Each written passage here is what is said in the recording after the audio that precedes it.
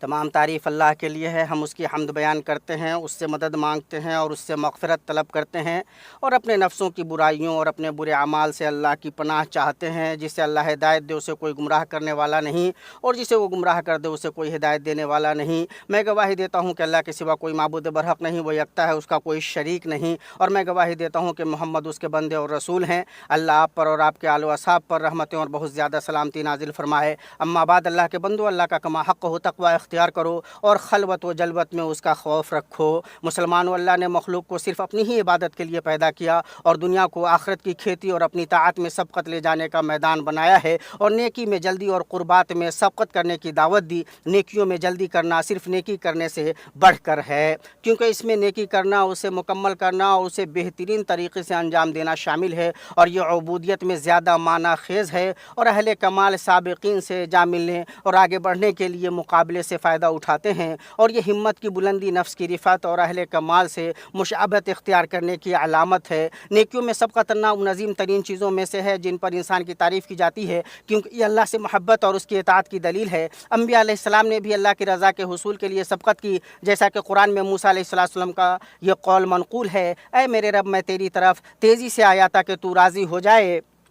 ہمارے نبی محمد صلی اللہ علیہ وسلم نے ایک دن اپنے صحابہ کو نماز پڑھائی، پھر جلدی سے کھڑے ہوئے اور لوگوں کی گردنیں پھلانگتے ہوئے اپنی بعض بیویوں کے کمرے کی طرف چلے گئے۔ لوگ آپ کی اس جلد بازی سے گھبرا گئے تو آپ صلی اللہ علیہ وسلم نے فرمایا: مجھے زکوٰۃ کے سونے کا ایک ٹکڑا جو ہمارے پاس تھا یاد آ گیا۔ میں نے اس بات کو ناپسند کیا کہ مبادا مجھے وہ اللہ کی یاد سے روک دے، لہٰذا میں نے اسے تقسیم کرنے کا حکم دے دیا۔ اسے بخاری نے روایت کیا ہے۔ اور اللہ تعالیٰ نے پچھلی امتوں کے مومنوں کی صفات کے بارے میں خبر دیتے ہوئے فرمایا: اور وہ لوگوں کو بھلائی کا حکم دیتے ہیں اور برائی سے روکتے ہیں اور نیک کاموں میں جلدی کرتے ہیں۔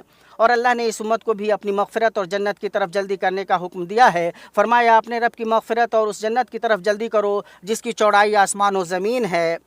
اور اللہ نے انہیں اس کی طرف سبقت کرنے کی ترغیب دی۔ فرمایا: اپنے رب کی مغفرت اور اس جنت کی طرف سبقت کرو جس کی چوڑائی آسمان اور زمین کی چوڑائی کی طرح ہے۔ رسول اللہ صلی اللہ علیہ وسلم کے صحابہ بھی اللہ اور اس کے رسول کی محبت کے حصول میں سبقت کیا کرتے تھے۔ نبی صلی اللہ علیہ وسلم نے جب فرمایا: یہ جھنڈا میں ایسے شخص کو دوں گا جس کے ہاتھ پر اللہ فتح عطا فرمائے گا، وہ شخص اللہ اور اس کے رسول سے محبت کرتا ہے اور اللہ اور اس کے رسول بھی اس سے محبت کرتے ہیں۔ بخاری و مسلم۔ سہل رضی اللہ عنہ بیان کرتے ہیں تو لوگوں نے اسی فراق میں رات گزاری کہ ان میں سے کسے یہ جھنڈا دیا جائے گا، اور سب اس کی امید لگائے ہوئے تھے۔ صحابہ کرام نبی صلی اللہ علیہ وسلم کی ضیافت کے لیے آپس میں مقابلہ آرائی کرتے کہ کون یہ سعادت حاصل کرے گا۔ برا رضی اللہ عنہ کہتے ہیں: ہجرت کے وقت جب ہم مدینہ آئے تو لوگ اس بات پر جھگڑنے لگے کہ آپ صلی اللہ علیہ وسلم ان میں سے کس کے یہاں ٹھہریں گے۔ آپ صلی اللہ علیہ وسلم نے فرمایا: میں عبد المطلب کے ننیحال بنی نجار کے یہاں ٹھہروں گا اور انہیں اس ضیافت کا اعزاز بخشوں گا۔ اسے مسلم نے روایت کیا ہے۔ صحابہ مسجد نبی کی تعمیر میں سبقت کرتے تھے، چنانچہ لوگ مسجد کی اینٹیں ایک ایک کر کے منتقل کرتے اور عمار بن یاسر 2 اینٹیں منتقل کرتے۔ اسے بخاری نے روایت کیا ہے۔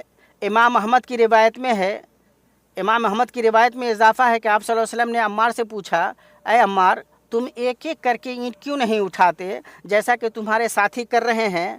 عمار کہتے ہیں: میں اللہ سے اس کا اجر چاہتا ہوں۔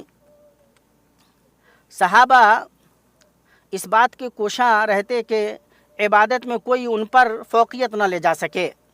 فقرائے مہاجرین رسول اللہ صلی اللہ علیہ وسلم کے پاس آئے اور عرض کیا: بلند درجے اور دائمی نعمت تو اہل ثروت لے گئے۔ آپ صلی اللہ علیہ وسلم نے پوچھا: وہ کیسے؟ انہوں نے کہا: وہ اسی طرح نمازیں پڑھتے ہیں جس طرح ہم پڑھتے ہیں، وہ اسی طرح روزے رکھتے ہیں جیسے ہم رکھتے ہیں، اور وہ صدقہ کرتے ہیں جبکہ ہم صدقہ نہیں کر سکتے، وہ غلام آزاد کرتے ہیں جبکہ ہم نہیں کر سکتے۔ متفق علیہ۔ صحابہ کرام آپ کے طریقے کو جاننے میں بھی سبقت کرتے تھے تاکہ آپ کی پیروی کر سکیں۔ حدیث میں آتا ہے کہ فتح مکہ کے وقت نبی صلی اللہ علیہ وسلم، اسامہ، بلال اور عثمان بن طلحہ رضی اللہ عنہم کعبہ کے اندر داخل ہوئے، پھر انہوں نے دروازہ اندر سے بند کر دیا اور دیر تک اندر رہے۔ جب آپ باہر تشریف لائے تو لوگ اندر جانے کے لیے ایک دوسرے سے آگے بڑھنے لگے۔ ابن عمر رضی اللہ عنہما کہتے ہیں: میں ان سب سے آگے بڑھا تو بلال رضی اللہ عنہ کو دروازے کے پیچھے کھڑا ہوا پایا۔ میں نے ان سے پوچھا کہ رسول اللہ صلی اللہ علیہ وسلم نے کہاں نماز پڑھی تھی؟ متفق علیہ۔ اور جس چیز کی طرف نبی صلی اللہ علیہ وسلم صحابہ کو رغبت دلاتے وہ اس کی طرف دوڑ پڑتے اور اسے اپنی ذات پر ترجیح دیتے، چاہے انہیں خود اس کی ضرورت ہی کیوں نہ ہو۔ ایک آدمی رسول اللہ صلی اللہ علیہ وسلم کے پاس آیا اور کہا کہ میں بھوکا ہوں۔ آپ صلی اللہ علیہ وسلم نے فرمایا، آج کی رات کون اس کی میزبانی کرے گا؟ اللہ اس پر رحم کرے۔ تو ایک انصاری صحابی اٹھے اور کہنے لگے کہ یا رسول اللہ میں کروں گا۔ چنانچہ اس نے اس آدمی کی میزبانی کی، حالانکہ اس صحابی کے پاس صرف اپنے بچوں کے لیے ہی کھانا مشکل سے تھا۔ اس نے اپنی بیوی سے کہا، بچوں کو کسی طرح بھلا پھسلا دو اور جب ہمارا مہمان داخل ہو تو چراغ بجھا دینا اور اسے یہ دکھانا کہ ہم کھا رہے ہیں۔ پھر جب وہ کھانے لگے تو چراغ کے پاس جا کر اسے بجھا دینا۔ راوی کہتے ہیں چنانچہ وہ سب بیٹھ گئے اور مہمان نے کھانا کھایا۔ جب صبح ہوئی اور وہ صحابی نبی صلی اللہ علیہ وسلم کی خدمت میں حاضر ہوئے تو آپ صلی اللہ علیہ وسلم نے فرمایا، اللہ نے تم دونوں کے اپنے مہمان کے ساتھ کل رات کے سلوک پر تعجب فرمایا ہے۔ متفق علیہ۔ صحابہ اچھے اوصاف سے متصف ہونے کی طاق میں لگے رہتے تھے، بھلے ہی اس کے لیے انہیں اپنے وطن سے دور ہی جانا پڑے۔ حدیث وارد ہے کہ کچھ لوگ نبی صلی اللہ علیہ وسلم کے پاس آئے اور کہا، اے اللہ کے رسول ہمارے پاس کسی امانت دار آدمی کو بھیج دیجئے۔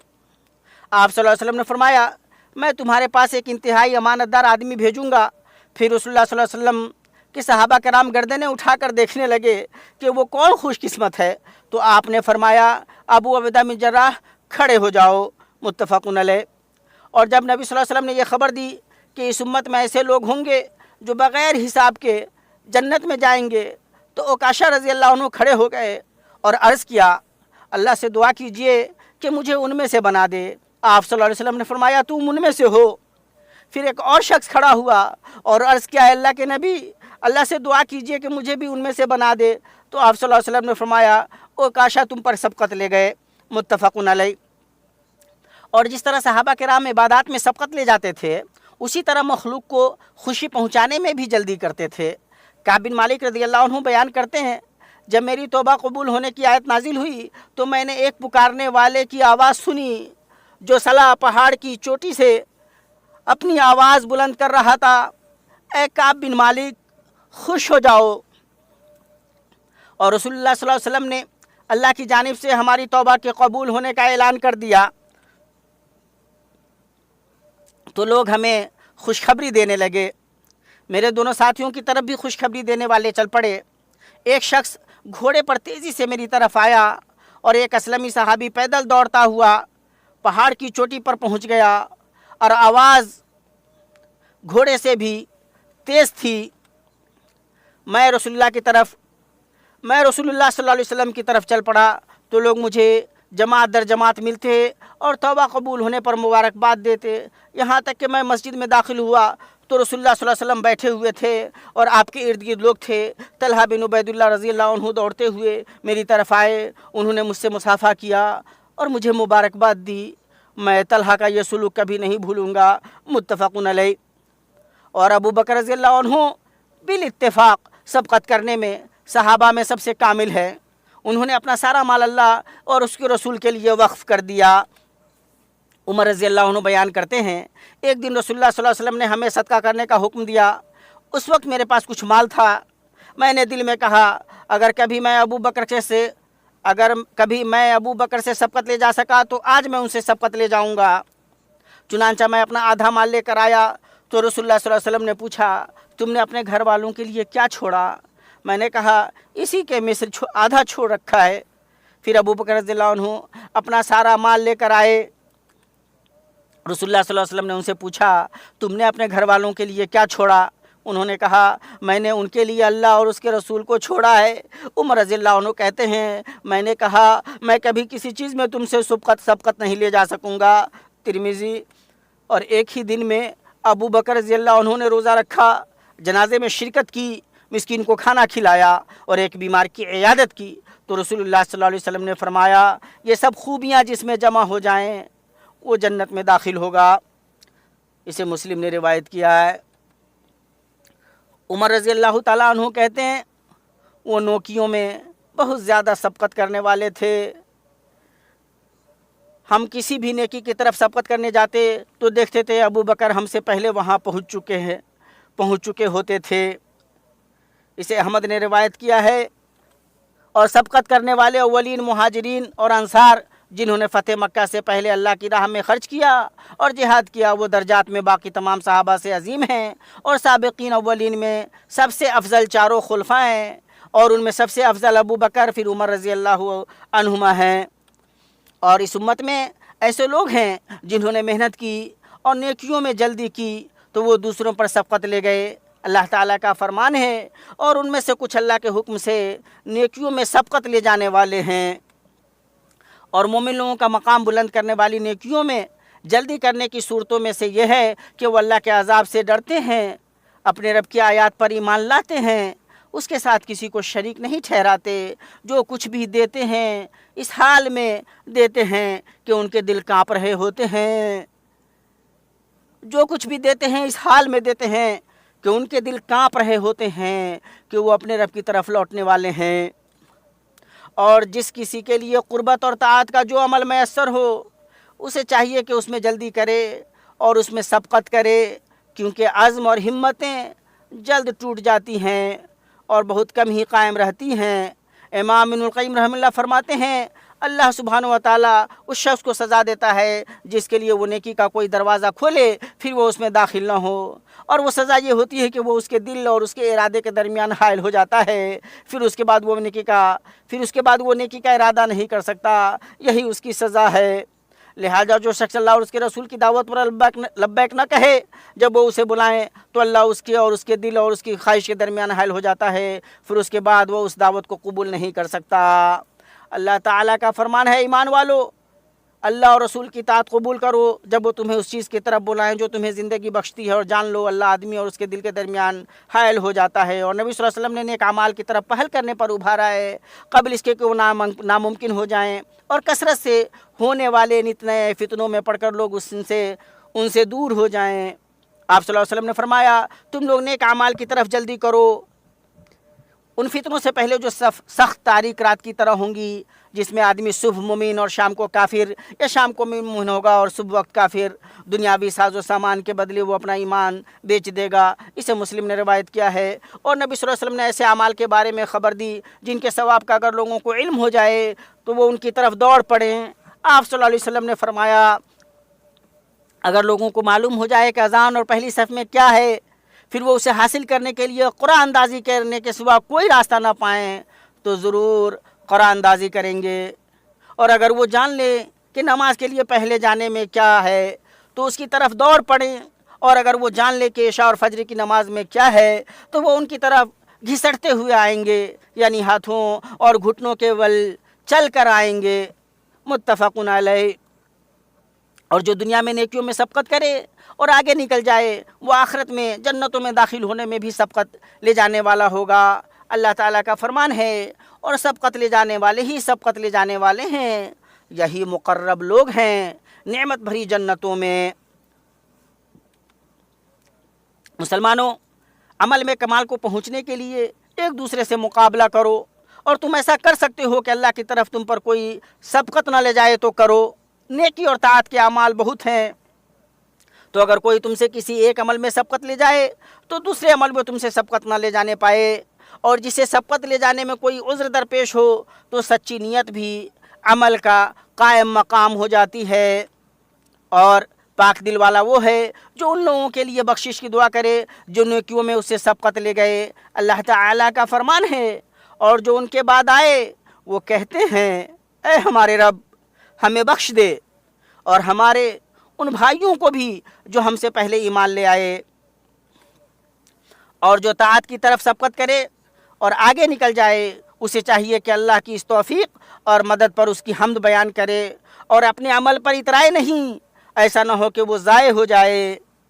اللہ کا فرمان ہے پھر ہم نے کتاب کا وارث ان لوگوں کو بنایا جنہیں ہم نے اپنے بندوں میں سے چن لیا تھا، پھر ان میں سے بعض اپنے اوپر ظلم کرنے والے ہیں اور بعض درمیانہ راستہ اختیار کرنے والے ہیں اور بعض اللہ کے حکم سے نیکیوں میں سبقت لے جانے والے ہیں۔ یہی بہت بڑا فضل ہے۔ اللہ تعالیٰ مجھے اور آپ سب کو قرآن عظیم میں برکت عطا فرمائے اور مجھے اور آپ سب کو اس کی آیات اور حکمت والے ذکر سے نفع پہنچائے۔ میں اپنی یہ بات کہتا ہوں اور اللہ سے مغفرت طلب کرتا ہوں، بے شک وہ بہت بخشنے والا بڑا مہربان ہے۔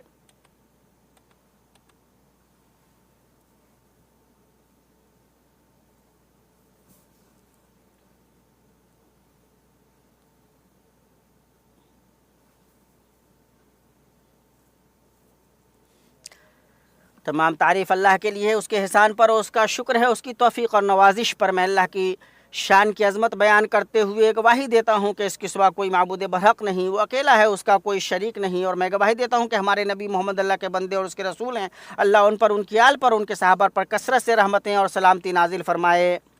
مسلمانوں، بہت زیادہ بحث و مباحثہ بہت سی نیکیوں کے کرنے میں ہی معنی ہوتا ہے، چہ جائے کہ ان میں جلدی کی جائے۔ جب مشرکوں نے قبلہ کی تبدیلی کے بارے میں مومنوں سے بحث و مباحثہ کیا تو اللہ نے قبلہ کی تبدیلی کے بارے میں مومنوں سے بحث و مباحثہ کیا تو اللہ نے مومنوں کو اس بحث میں پڑھنے سے منع فرما دیا تاکہ وہ نیک کام سے غافل نہ ہو جائیں، اور انہیں نیکیوں میں سبقت کرنے کا حکم دیا۔ فرمایا، اور ہر ایک کے لیے ایک سمت ہے جس کی طرف وہ رخ کرتا ہے، پس تم نیکیوں میں سبقت کرو۔ اور جو شخص اپنی خواہشات کی پیروی کرتا ہے وہ طاعتوں کی طرف سبقت کرنے سے محروم ہو جاتا ہے۔ اللہ نے اپنے رسول صلی اللہ علیہ وسلم کو اہل ہوا کی پیروی کرنے سے منع فرمایا اور نیکی کی طرف سبقت کرنے کا حکم دیا۔ ارشاد فرمایا، حق سے ہٹ کر ان کی خواہشوں کے پیچھے نہ جائیے۔ تم میں سے ہر ایک کے لیے ہم نے ایک دستور اور راہ مقرر کر دی ہے۔ اگر منظور مولا ہوتا تو تم سب کو ایک ہی امت بنا دیتا، لیکن اس کی چاہت ہے کہ جو تمہیں دیا ہے اس میں تمہیں آزمائے، پس تم نیکیوں میں سبقت کرو۔ اور بندے سے اللہ کے اعراض کی علامت یہ ہے کہ اسے لایانی کام میں مشغول کر دے، اور نعمت سے سرفراز بندہ وہی ہے جسے طاعتوں کی توفیق دی جاتی ہے اور وہ ان کی طرف سبقت کرتا ہے۔ پھر جان لو کہ اللہ نے تمہیں اپنے نبی پر درود و سلام بھیجنے کا حکم دیا ہے۔ ارشاد باری تعالیٰ ہے، بے شک اللہ تعالیٰ اور اس کے فرشتے نبی پر درود بھیجتے ہیں۔ اے ایمان والو، تم بھی ان پر درود اور خوب سلام بھیجو۔ اے اللہ ہمارے نبی محمد پر رحمت اور سلامتی نازل فرما۔ اے اللہ ان کے خلفاء راشدین ابو بکر، عمر، عثمان اور علی سے راضی ہو جا، جنہوں نے حق کے ساتھ فیصلے کیے اور اسی کے ساتھ انصاف کیا، اور تمام صحابہ کرام سے بھی راضی ہو جا، اور اپنے جود و کرم سے ان کے ساتھ ہم سے راضی ہو جا، اور سب سے زیادہ کرم کرنے والے اے اللہ تو راضی ہو جا۔ اے اللہ اسلام اور مسلمانوں کو غلبہ عطا فرما۔ اے اللہ اسلام اور مسلمانوں کو غلبہ عطا فرما، اور شرک اور مشرکوں کو ذلیل و خوار کر دین کے دشمنوں کو تباہ و برباد کر دے۔ اے اللہ اس ملک اور تمام مسلمانوں کے ملکوں کو امن و اطمینان والا بنا دے۔ اے اللہ ہمارے سربراہ خادم حرمین شریفین اور ان کے ولی عہد کو وہ کام کرنے کی توفیق عطا فرما جو تو پسند کرتا ہے اور جس سے تو راضی ہو، اور ان دونوں کے نیکی اور تقوی کی راہ پر گامزن رکھ دے۔ اے اللہ ان دونوں کے ذریعے اسلام اور مسلمانوں کو نفع پہنچا۔ اے اللہ اور تمام مسلمانوں کو، حکمرانوں کو توفیق دے کہ وہ تیری کتاب پر عمل کریں اور تیری شریعت کو نافذ کریں۔ اے ہمارے رب، ہمیں دنیا میں بھلائی عطا فرما اور آخرت میں بھی بھلائی عطا فرما، اور ہمیں آگ کے عذاب سے بچا۔ اے اللہ ہمیں بارش سے نواز۔ اے اللہ ہمیں بارش سے نواز۔ اے اللہ ہمیں بارش سے نواز۔ اے اللہ ہمیں بارش سے نواز۔ اے اللہ ہم نے اپنے نفسوں پر ظلم کیا ہے، اگر تو ہم پہ رحم نہ کرے تو ہم نقصان اٹھانے والوں میں سے ہو جائیں گے۔ اے اللہ ہمارے سربراہ خادم حرمین شریف ہیں، ان کے ولی عہد کو وہ کام کرنے کی توفیق عطا فرما جو تو پسند کرتا ہے اور جس سے تو راضی ہو، اور ان دونوں کو نیکی اور تقوی کی راہ پر گامزن رکھ دے۔ اے اللہ ان دونوں کے ذریعے اسلام اور مسلمانوں کو نفع پہنچا، اور تمام مسلمانوں کو، حکمرانوں کو توفیق دی وہ تیری کتاب پر عمل کریں اور تیری شریعت کو نافذ کریں۔ اے ہمارے رب، ہمیں دنیا میں بھلائی عطا فرما اور آخرت میں بھلائی عطا فرما، اور ہمیں آگ کے عذاب سے بچا۔ اللہ کے بندو، بے شک اللہ تعالیٰ عدل، احسان اور قرابت داروں کو دینے کا حکم دیتا ہے اور بے حیائی، برے کام اور ظلم سے روکتا ہے۔ وہ تمہیں نصیحت کرتا ہے تاکہ تم نصیحت حاصل کرو۔ لوگوں، عظمت و جلال والے اللہ کا ذکر وہ تمہیں یاد رکھے گا، اور اس کی نعمتوں پر اس کا شکر ادا کرو، تمہیں مزید عطا فرمائے گا، اور اللہ کا ذکر سب سے بڑی چیز ہے۔